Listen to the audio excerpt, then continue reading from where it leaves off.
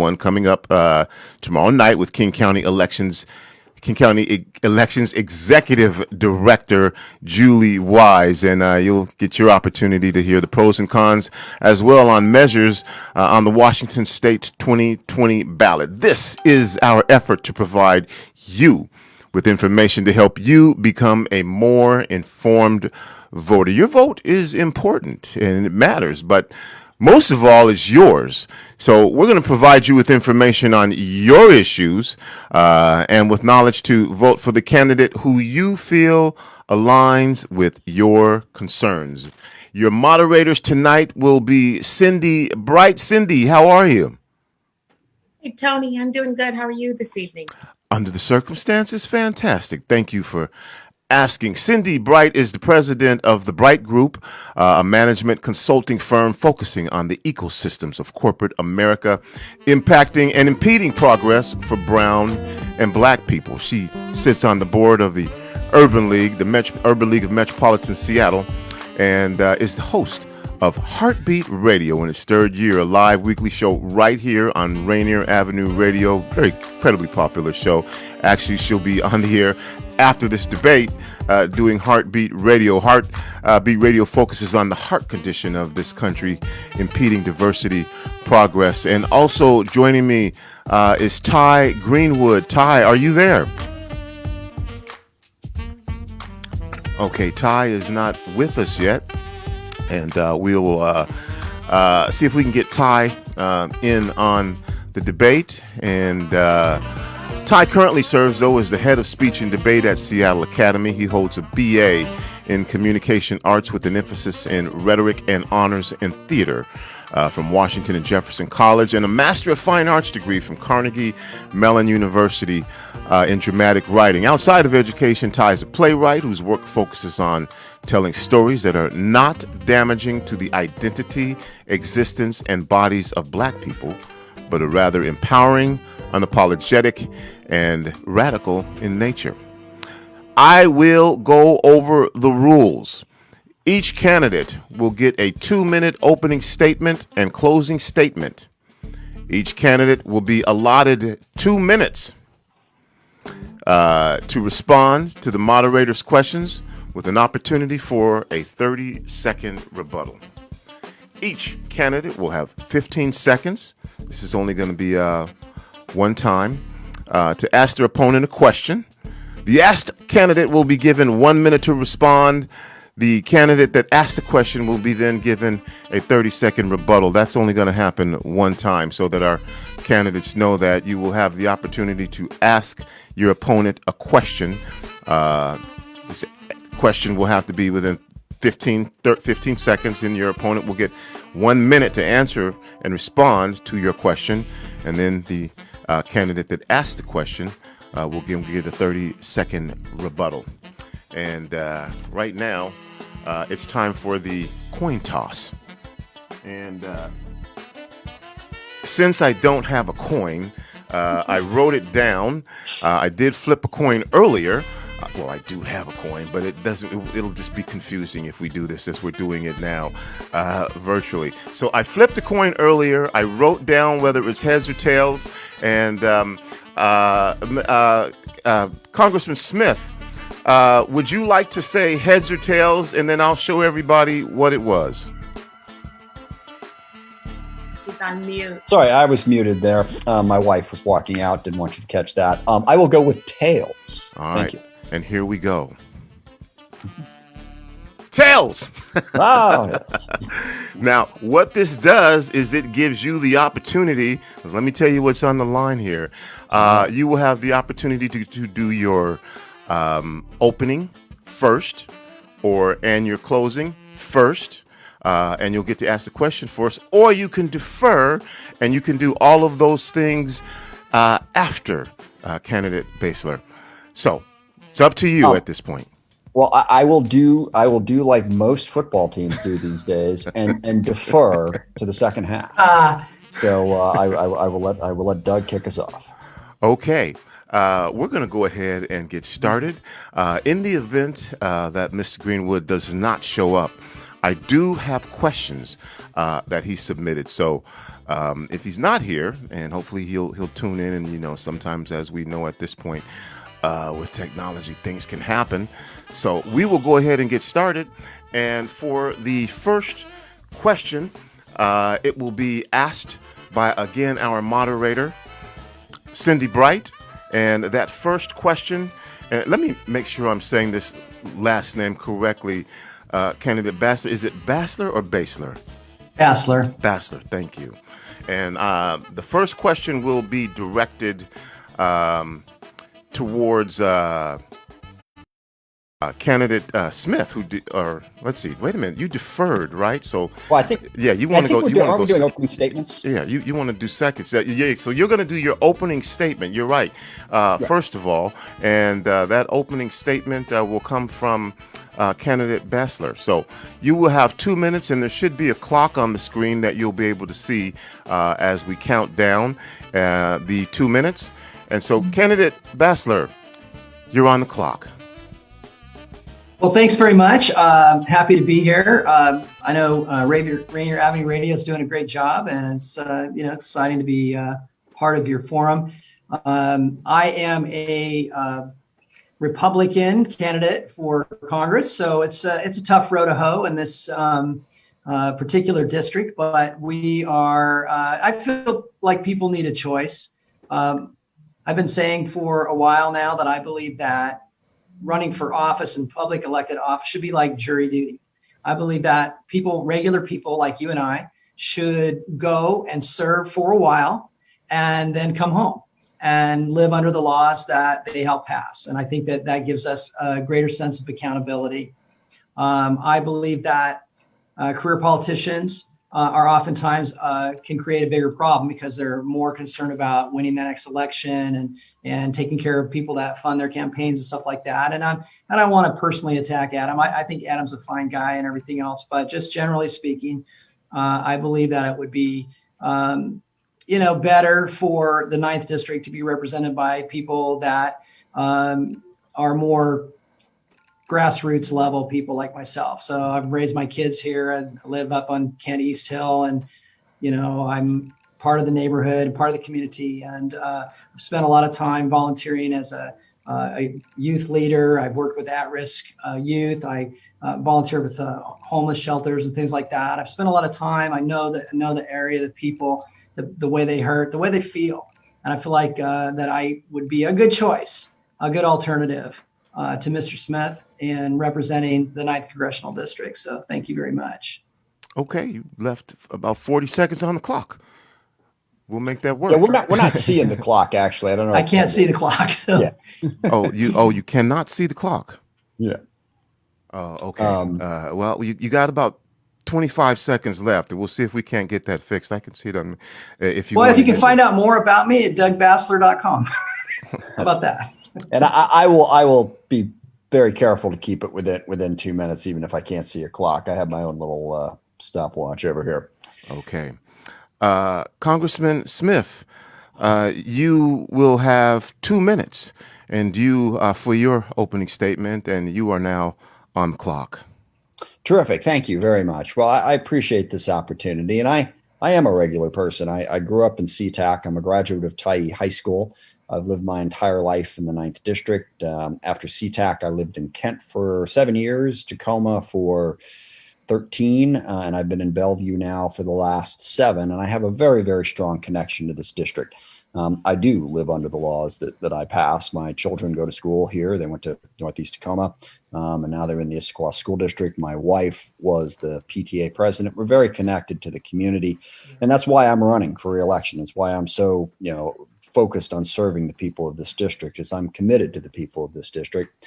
And there are 2 issues that really drove me to get involved in politics way back when I was first just, working in the city of SeaTac and in the 33rd district. Number 1, equality. I believe passionately in equality of opportunity. I grew up in a blue collar neighborhood, first in my family to go to college.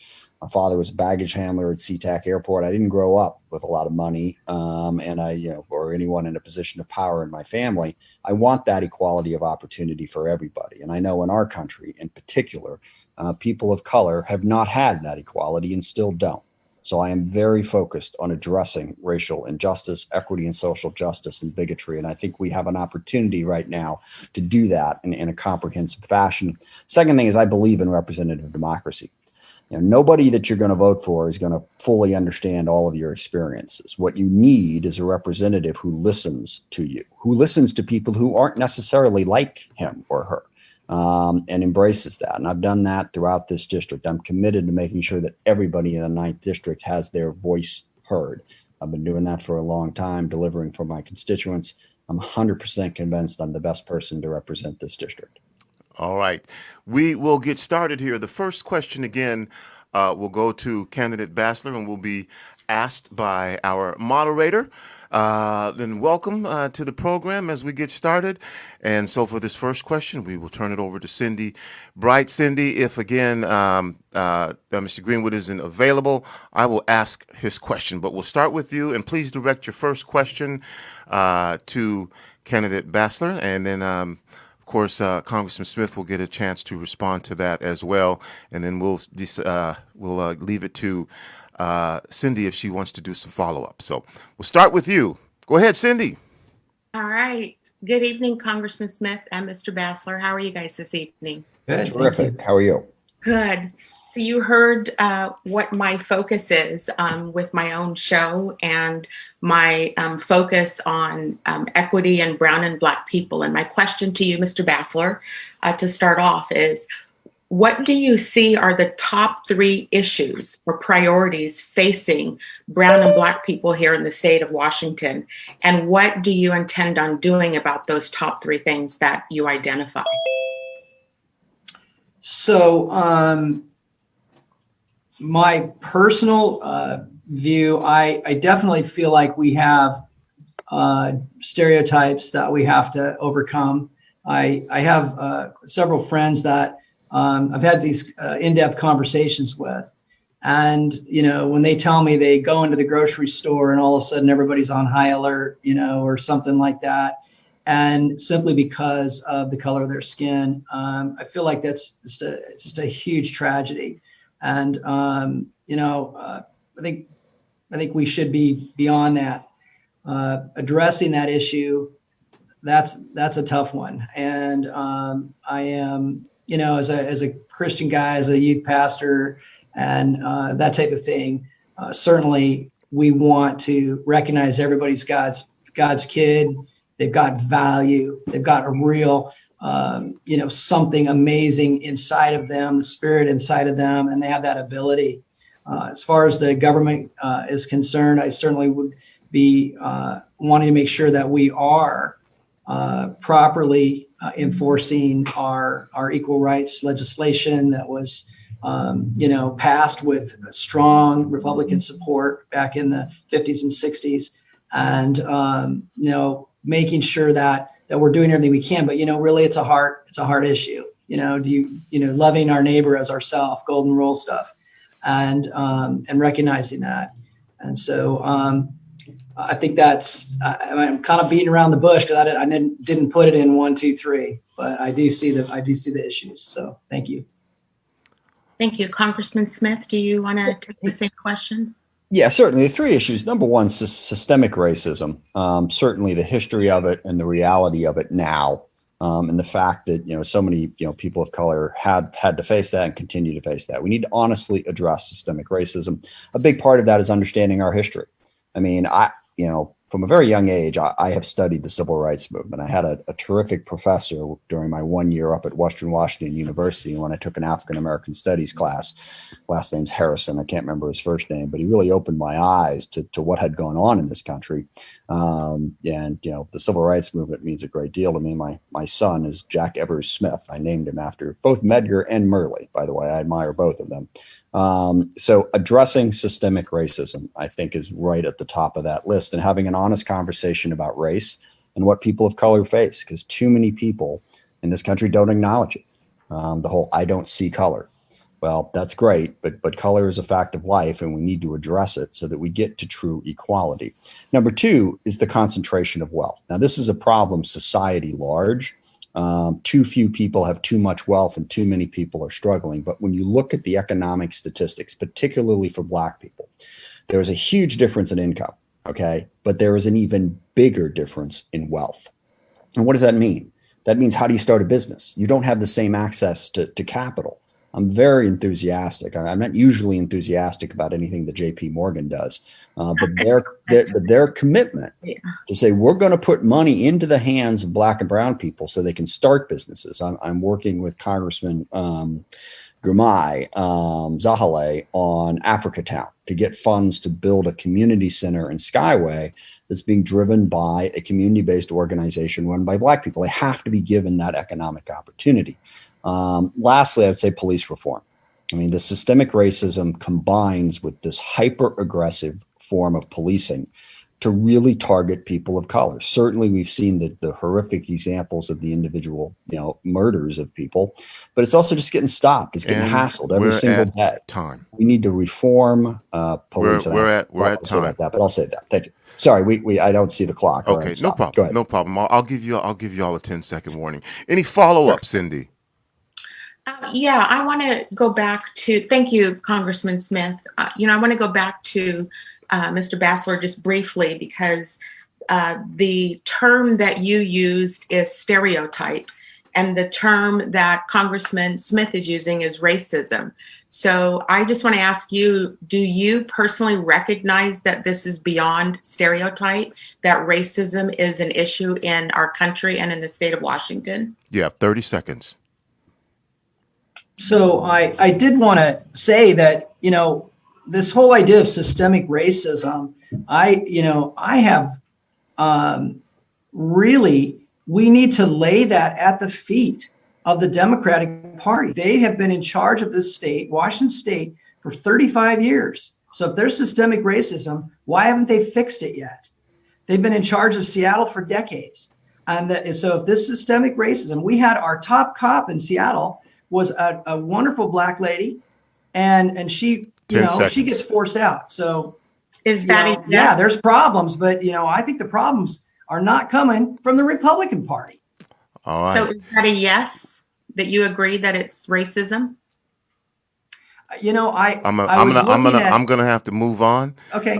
And there's definitely there's racism. We will maybe have some time later on as well. And welcome to the program, Mr. Tai Greenwood. Tai, how are you? Good. I'm good. I apologize. I was having some technical difficulties. Had to restart Zoom, but I'm here. I'm ready. I apologize to everyone, but I'm happy to be here, and I'm definitely excited to hear from the candidates and to continue the conversation. Well, we are ready for your first question, and your first question should be directed to candidate Basler. All right. Mr. Basler, how are you doing tonight?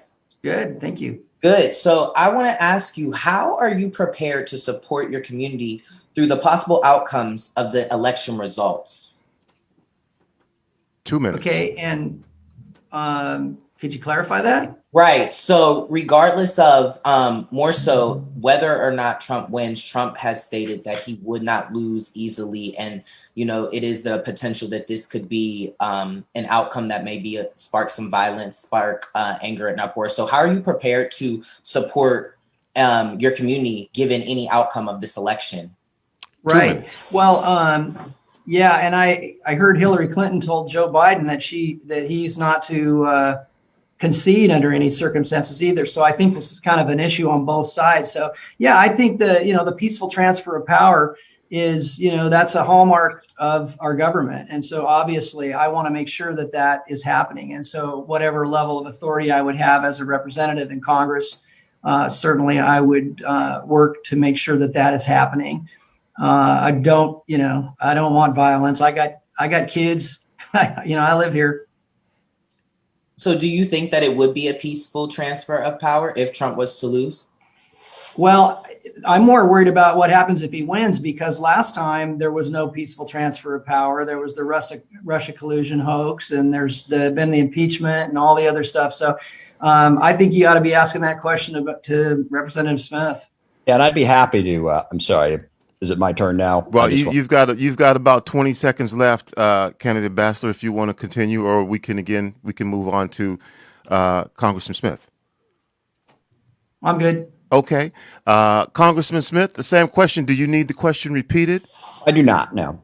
This is not an issue on both sides, and I've run against Doug several times. I like him, but what he just said is complete nonsense. And it is an example of what Trump has done to the Republican Party and what he's trying to do to the country. He creates this fog of lies and dishonesty to cover up his own actions and the lies that he is telling. There was absolutely a peaceful transition of power in 2016. Doug, I don't know where you were, but the president got sworn into office and we all accepted it. We didn't like it and we worked hard, towards the next election, but there was a peaceful transition of power in 2016. And to imply otherwise, I think is pretty irresponsible. What the president is talking about now is not allowing that. Okay. He is talking specifically about saying that, if the election doesn't come out the way he wants, he's lying about voter fraud, while at the same time, the Republican Party is engaged in voter suppression all across the country. They are trying to deny people, primarily, by the way, people of color, access to the ballot. In Texas, the governor has allowed one drop box per county. Okay. Well, the larger counties tend to be the urban areas where there are more people of color and they don't have access to a drop box. What the president is doing to undermine our democracy and what Republicans or candidates are doing, just like Doug just did, there's a very simple answer to the question. Do you support the peaceful transition of power? Yes.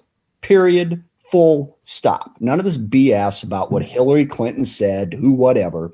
Joe Biden has made it absolutely clear he will accept the result. Donald Trump has made it absolutely clear he will not accept the result. And listen, I actually don't have a huge problem with the Republican Party. I've worked with Republicans for my entire career.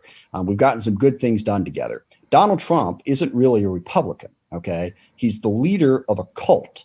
And I just wish that more Republicans would stand up and say, no, he's wrong.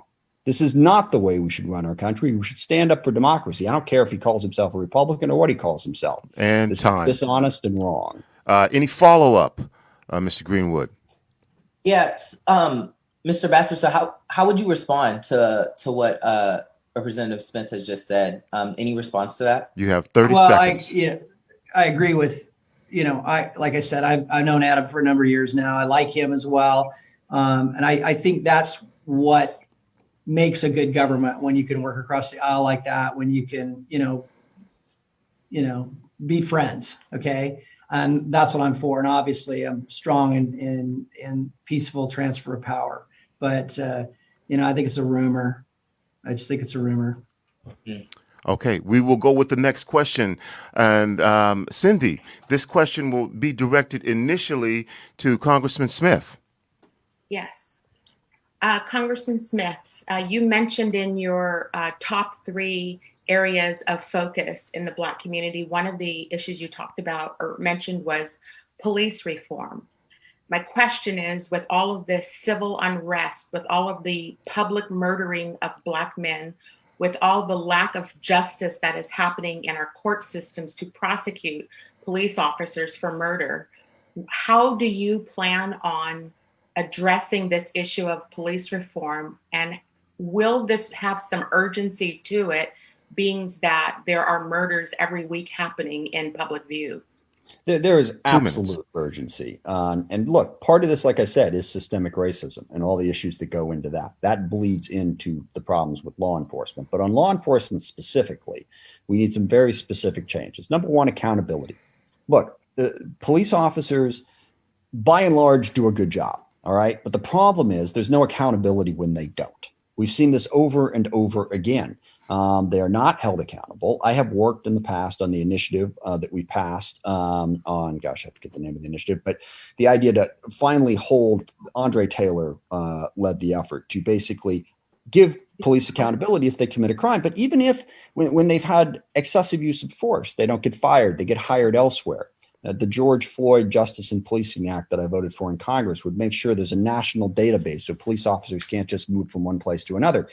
Good police officers should want accountability. It undermines their entire profession that they don't have it. And then the way we police, this is what too few people understand. For going on 50 years now, we have had a hyper-aggressive approach to policing. This is stop and frisk.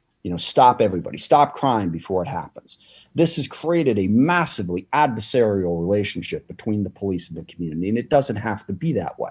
We don't have to stop as many people as we stop. And then police officers are also taught to treat everybody they encounter as a mortal threat.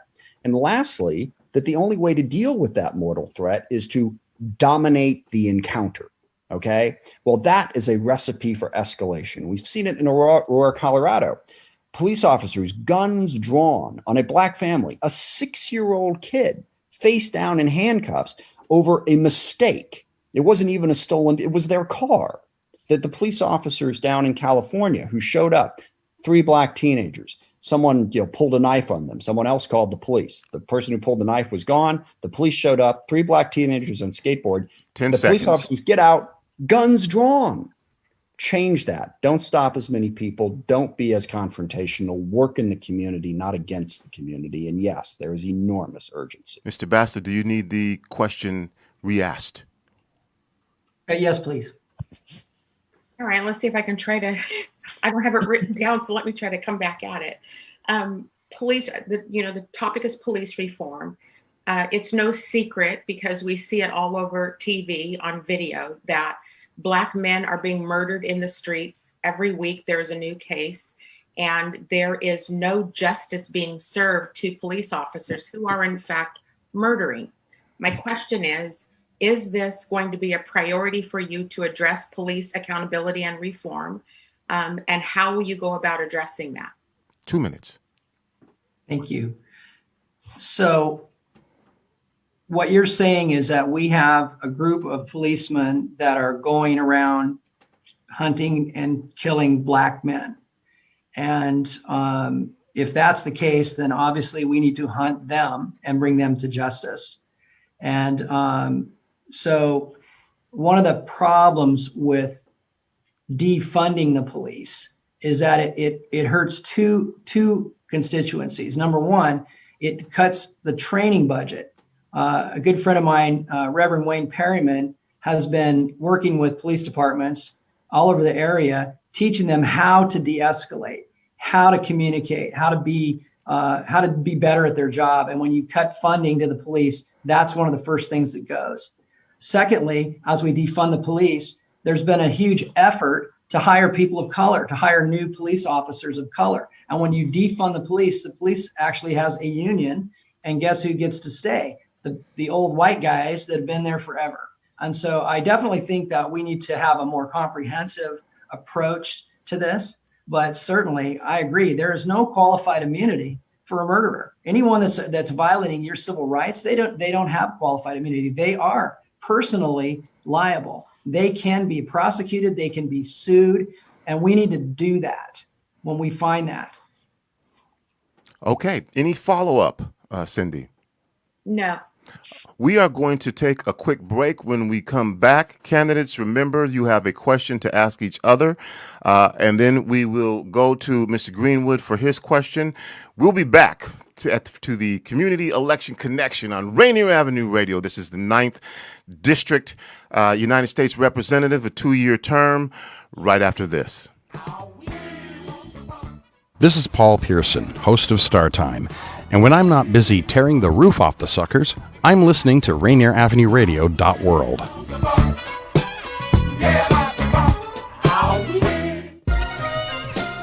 Hey, what's up? This is Sergio LaCour from Sergio Love Lines on RainierAvenueRadio.world. Check us out every Thursday night, 9 p.m. Pacific, 11 p.m. Central, as we dedicate songs to you and your loved ones. We talk about relationships. We put it in the mix, and we're doing it just for YOU. It's Sergio Love Lines on RainierAvenueRadio.world every Thursday night, 9 p.m. Pacific, 11 p.m. Central. Be there.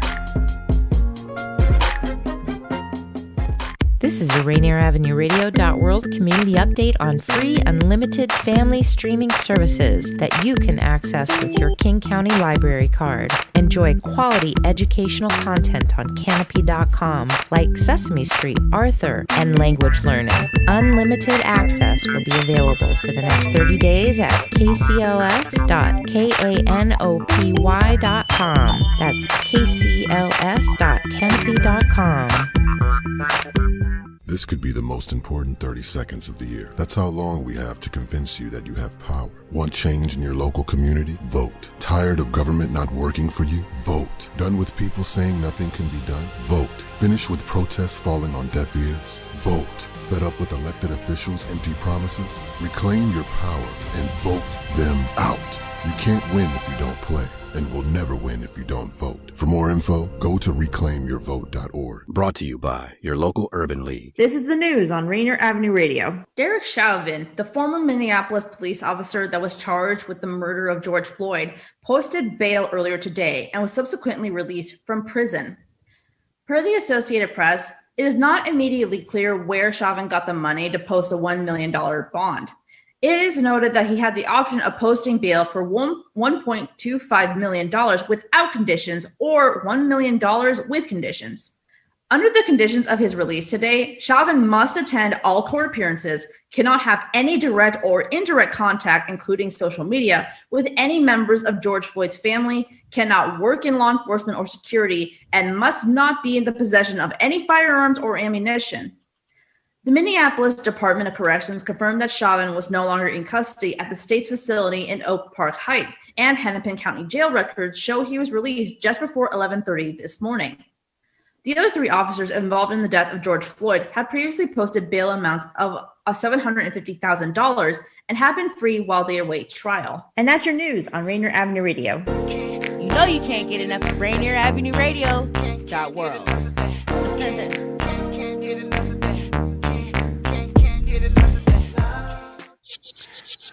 Welcome back to Rainier Avenue Radio and our broadcast of the 9th District debates. Washington's 9th Congressional District encompasses a long, somewhat narrow area, and I think we have a map we can put up here. In western Washington through the densely populated central Puget Sound region, from Tacoma in the south to Bellevue in the north. Now, Washington State is divided into areas that contain approximately the same number of people for the purposes of voting and equal representation in federal and state level. These are what are called districts. What we're talking about now is District 9. Again, this also goes to show the importance of the census because those are the numbers that they use to divide these districts up into almost equal, or they try to get it as equal as possible.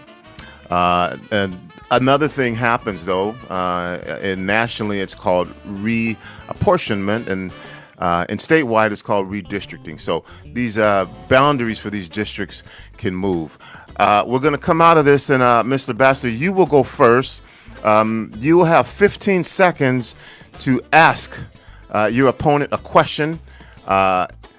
Congressman Smith will have 1 minute to answer, and then you'll get a 30-second rebuttal. So you now have 15 seconds to ask a question directly to Congressman Smith. Okay, Adam, are you ready? I'm as ready as I'll ever be. You basically commute back and forth to D.C. I know you have a house there in Bellevue. How do you have a life and do that? I don't mind being on an airplane. To be perfectly honest with you, which is you must be better. You must have got better, because I know when you had the hip problem. No, I am much better. I finally found a physical therapist who knew what he was doing, and not incidentally, also a psychologist who knew what he was doing. Oh well, I need one of those. Yeah, I had a little bit of an anxiety problem in addition to the hips, but no, I mean, it's hard. I think everyone's life is complicated. I'm sure people in the call, they've got kids. Both parents are working. One great thing is, I got a terrific wife and 2 great kids, and we work together on it. I think one of the things that really helped me was my kid, when I was in Congress, my kids were born. That's all they've ever known. So we got used to the back and forth, and I prioritize it. But, it's a challenge for everybody trying to figure out how to make their life work. And we work through it, but it's less of a challenge when you're not in pain all the time. I will say that. So I'm happy for that. Thank you. All right. And Candidate Basler, you have 30 seconds if you want to respond to that. I just think it's great. And I it's a tough job. People don't realize, I traveled a lot in previous jobs that I've had and stuff like that. And this idea of going back and forth, it's one of the reasons why it makes it difficult for me to really want the job. But I do appreciate Representative Smith, wanting to stay anchored to the community like that. And, I worry about my family too. I have 5 children, all boys except for the 4 girls. And Congressman Smith, you have 15 seconds to ask a question of Candidate Basler. Sure. Yeah, Doug, if you could tell people what it's like, running for office from the perspective of someone who doesn't actually hold office, because I actually think it is enormously important that people do what you do. I believe in competition. I say that all the time. So I have to believe in competition for myself as well. And it's really important that people are willing to run for office. So what goes into making the decision, and what's it like to be running for office from that perspective? Well, thanks for asking. I basically, I felt that it was important that a Republican voice run. And, you're a tough competitor, Adam. And so it's tough to find people that are willing to take you on. But I've always found you to be very fair. And it's always been a lot of fun to be able to represent the viewpoint. I would recommend it if people are interested in running for office. I think they should do it. And, fortunately, there are people that come alongside and help. I've had help from the party, help from other people. I've even had Adam give me advice once. I was late to a thing. I got caught in traffic. And he was like, "This is what's going to happen, Doug. You're blah, blah, blah." So, it's just kind of, we're all Americans. We all Washingtonians.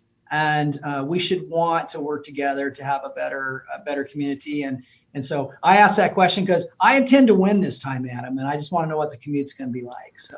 All right. We are going to thank you, both of you. Getting back to our moderators now, and we'll start with Mr. Greenwood. Your first question should be directed to Congressman Smith. Congressman Smith, how are you doing this evening? I'm great. How are you? And by the way, we've all been there on the Zoom dial-in thing. Oh my goodness. It just happened at the worst time, but it's okay. I wanted to ask, what are your thoughts on the Supreme Court Justice nominee? And do you think that she is there to fill an agenda on the basis of Trump in regards to his issues on abortion and the Affordable Care Act? Or do you buy into her recent statements about wanting to be seen as an independent and not associated and affiliated with an agenda proposed to Trump? 2 minutes. No, I think she's absolutely there to fulfill an agenda. And I'm more than passingly familiar with this agenda. I mean, there is a very extreme right-wing way of looking at the way society should be run that is based on a very conservative Catholic, but also evangelical Christian way of looking at the world. And they have been trying to pack the court and sadly being very successful for going on 30 years now. Ironically, one of my best friends from college is Pat Cipollone, who is Donald Trump's lawyer. He led the impeachment effort. We debated together in college. I went to Fordham University after my 1 year at Western. I graduated from Fordham. It's a Jesuit, very conservative Catholic institution. Pat and I did not see eye to eye on politics, but I'm very familiar with the agenda that they have. And it ain't based on the Constitution. Okay, it's not based on interpreting the law. It's based on a very specific belief about the way society should be run. And Donald Trump has appointed judge after judge based on that principle. And I think it is incredibly troubling that the law and the Constitution aren't the issue. Whatever supports their conservative agenda is the conclusion that they come to. They like to claim, liberals are activist judges. Well, I ask you one basic question. Where in the Constitution does it say that corporations are people and that money is speech? Those are the 2 excuses they use to strike down campaign finance reform, just because they thought it fit their agenda. So, yeah, I'm very worried about what she's going to do on the court. One final quick thing. Justice Roberts seems to be troubled by this as well. He's made a couple of decisions to try to make it look like the court really isn't just sort of a right-wing conservative entity. I hope he continues to follow that instinct, but I'm very worried that the court will leave the Constitution and the law behind in place for a very specific right-wing agenda. All right, Candidate Basler, do you need the question repeated? No, I think I'm okay. So, not really very familiar with her as a person.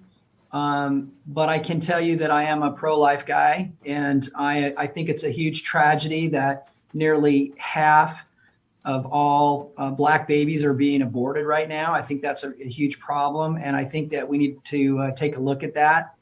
I don't know, I'm not a big fan of having the courts create law. I think the law is supposed to be created in Congress.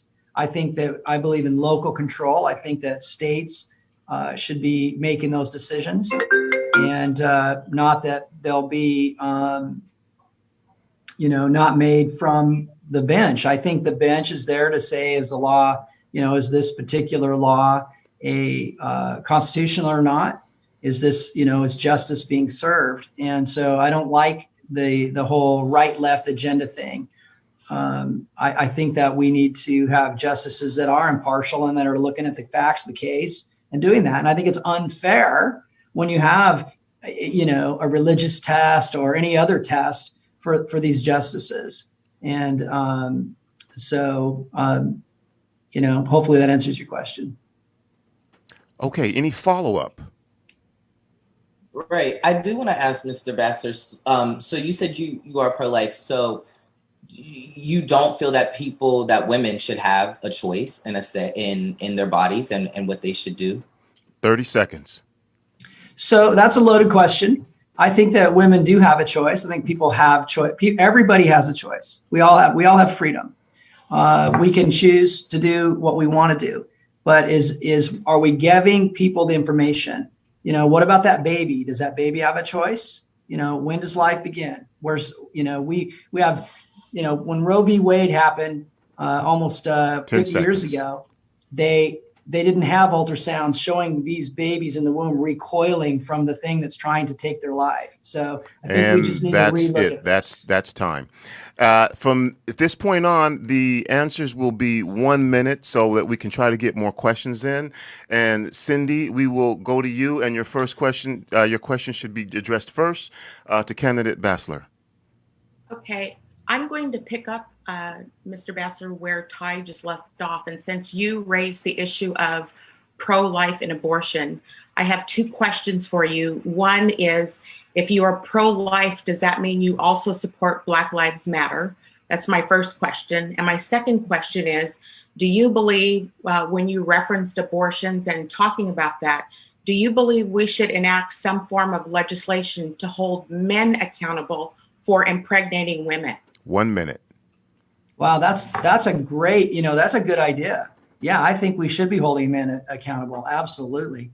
It takes two to tango. We know that.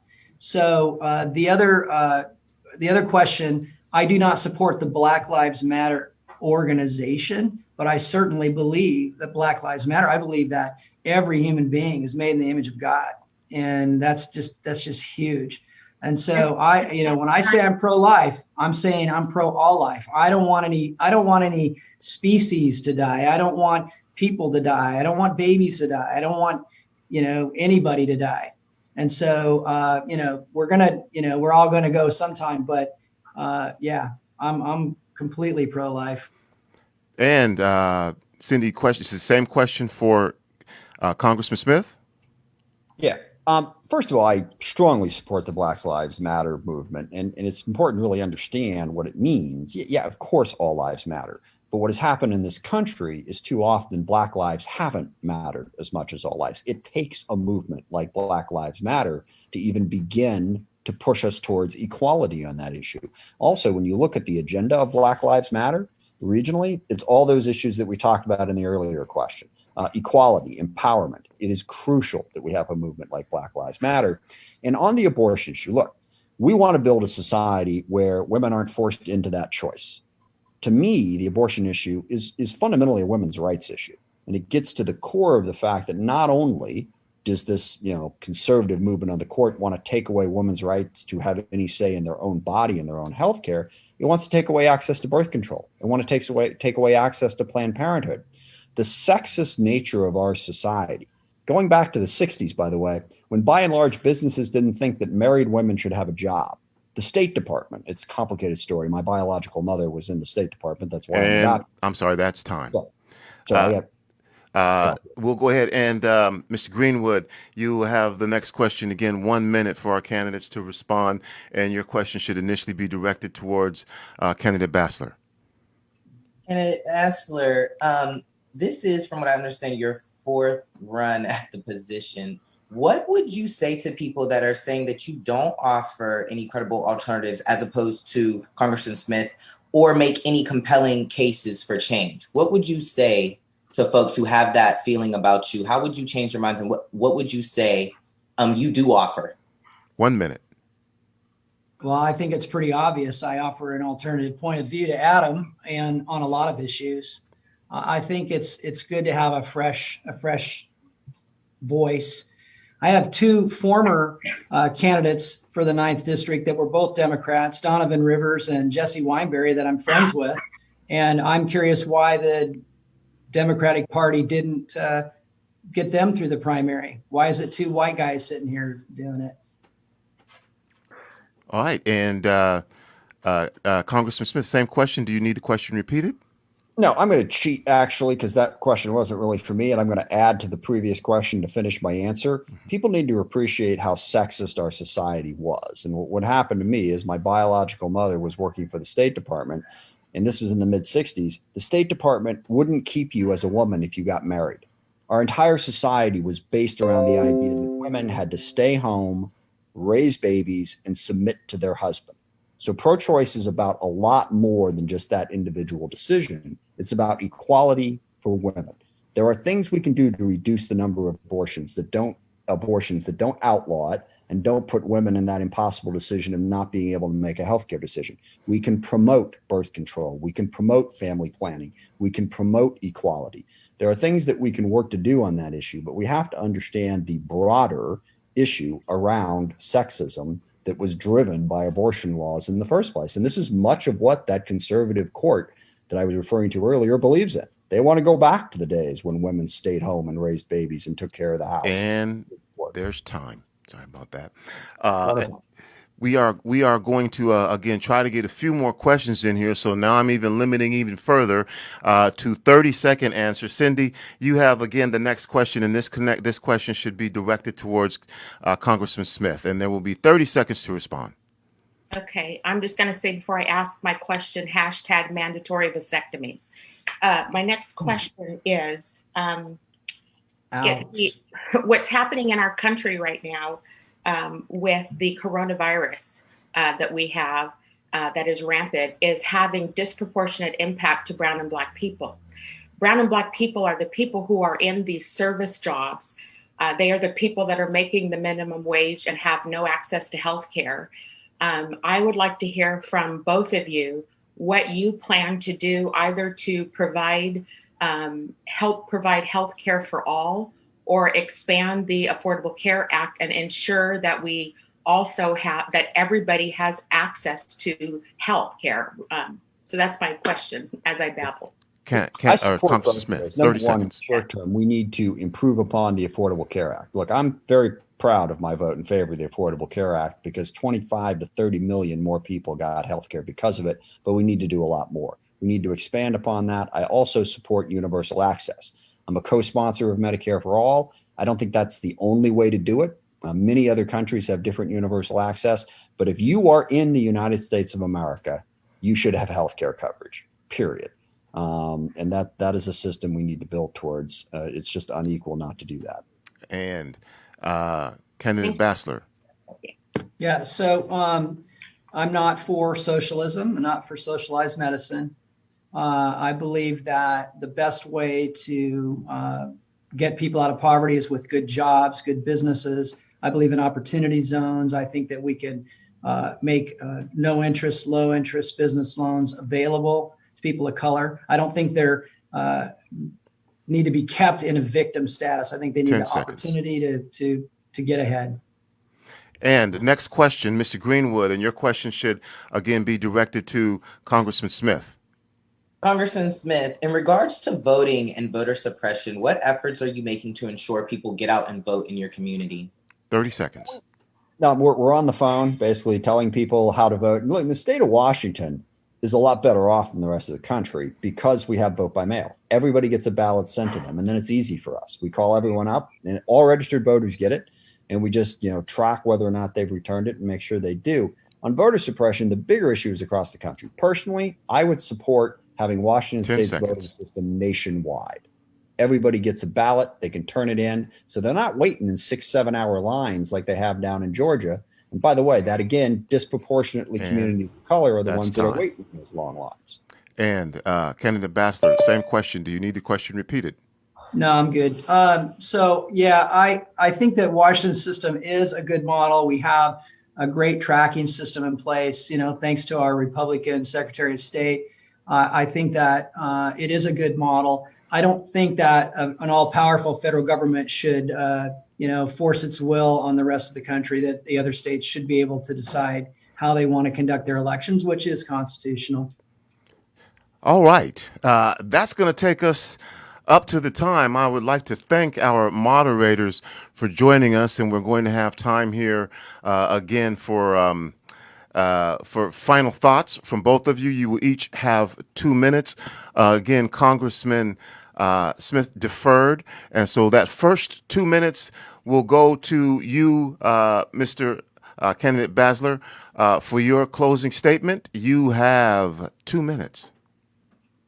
Great. Well, hey, thanks again for having me on the program. I especially want to thank Cindi. I know she's not a fan of Republicans and looked at your Facebook page at any rate, but thank you for inviting me to be part of this. If you are looking for an alternative to the Jay Inslee shutdowns, if you're looking for an alternative to having our freedoms taken away from us by this pandemic excuse, then you might want to vote for me. If you want to have a better opportunities in business, in getting opportunity and get ahead, I would recommend that you vote Republican.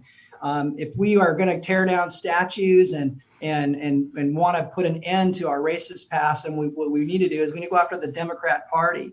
The Democrat Party is the only party, the only institution in existence that fought to support slavery, that implemented Jim Crow, that supported the Ku Klux Klan. That was all Democrat stuff. I'm proud to be in the party of the Republican Party, the party of Lincoln.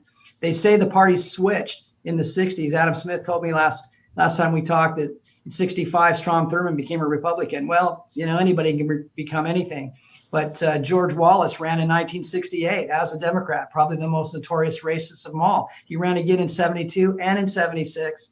And of course, Senator Byrd died a Democrat in 2010, and he was a notorious Ku Klux Klan guy. Joe Biden said he was an inspiration to him. So if you want to end systemic racism, let's get rid of the Democrat Party. Let's get a new Democrat Party that confesses its sins, and maybe we can all move on from that. But I'm Doug Basler. I would appreciate your vote, and I will listen. I will represent you, and I do care about this district. I live here, and I want to see us properly represented in Congress. 5 seconds. And I also like that guy, Adam Smith, too. He's a good guy. Congressman Smith, you get to wrap this up. You deferred.